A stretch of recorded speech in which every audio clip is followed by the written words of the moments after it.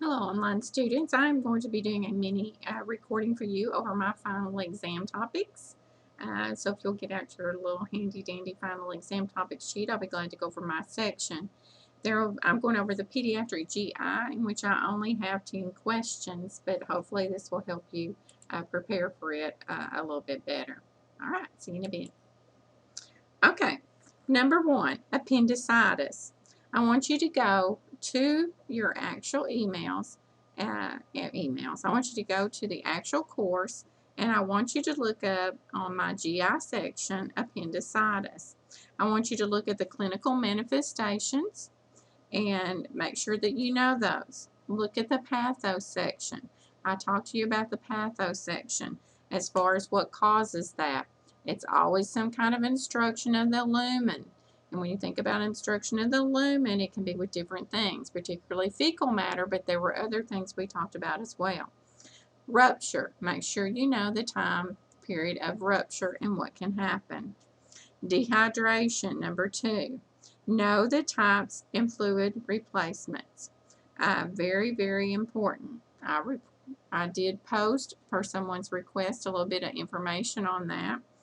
So go back and look at that. I did it through a pen and told you how to access that. But in case you couldn't, let's review. There are 3 types of dehydration. How do I know the type of dehydration? I look at the sodium level. For children, the normal sodium level is 130 to 150 milliequivalents per liter. There are 3 main types. The first type is called isotonic. Isotonic is the most common, with at least 80% of children having this type. With isotonic dehydration, they are losing salt and water at about the same time. So with that said, they're losing particles and water, so they are actually losing volume. So you just want to replace the fluid, get that fluid volume back up. So you want to replace it with an isotonic solution. Isotonic dehydration replaced with isotonic solutions. Isotonic solutions include normal saline, lactated ringers, and D5 and 1/4 for pediatrics. Those are your 3 main choices. The second type of dehydration is hypotonic or hyponatremic. Hyponatremic, low sodium. So now they've lost more salt than they have water, and they have more water. So now we need to give them something to replace the particles. They need more extra sodium. So they need something that has more osmose in it than the normal serum osmolarity.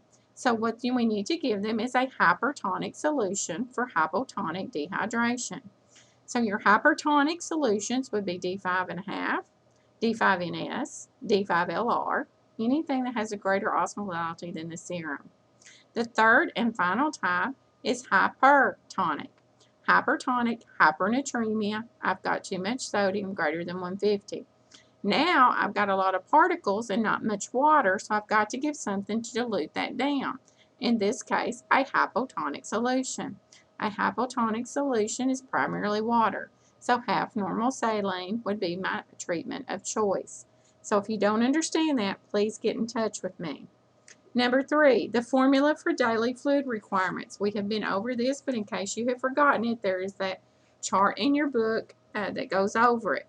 If you'll remember, it's 100 mils per kilo for the first 10 kilograms, 50 mils per kilo for the second 10 kilograms, and 20 for all remaining. So let's say a child came in and weighed 45 pounds. You divide that by 2.2, you would get 20.45 kilograms. We round to the nearest hundredth with children. For the first 10 of the 20.45, he's going to get 100 mils for every one of those kills. Well, there's 10. So 100 times 10 is 1,000. The next 10 kilograms, because there were 10.45 left over, he's going to get 50 mils per each one of those kills. So 50 times the 10 is 500. That only leaves 0.45. 0.45 times your 20 is equal to 9. So you come up with 1,509 in a 24-hour period. If you were to divide that by 24 to get your 24 hours, you would get 62.87 cc's an hour, or 63 cc's an hour is what your max you would want this patient to have. If that doesn't make sense, then send me an email. The fourth one is postoperative care of cleft palate repair. I need you to go back and get your notes and go to cleft palate repair and look at that very carefully. Make sure you know they're going to be in elbow immobilizers or restraints, so they need to have some type of diversions. Think about oral. Do you want to put anything in the mouth? Do you want them, what position do you want them in? So just think that through and look at the postoperative care of the postoperative care of cleft palate repair. The final thing you need to look at is celiac disease. And it says nutritional. If you'll remember, we said they could have an RC, rice and corn, rice and corn. They cannot eat a brow.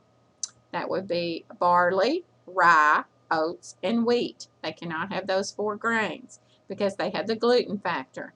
And people with celiac disease are allergic to the gluten factor. So unless they learn to read labels very good and it says gluten-free, then they have to avoid those 4 grains. But what can they have? An RC, rice and corn. How long does this last? If you'll remember, celiac disease was lifelong that they have to be on this diet plan.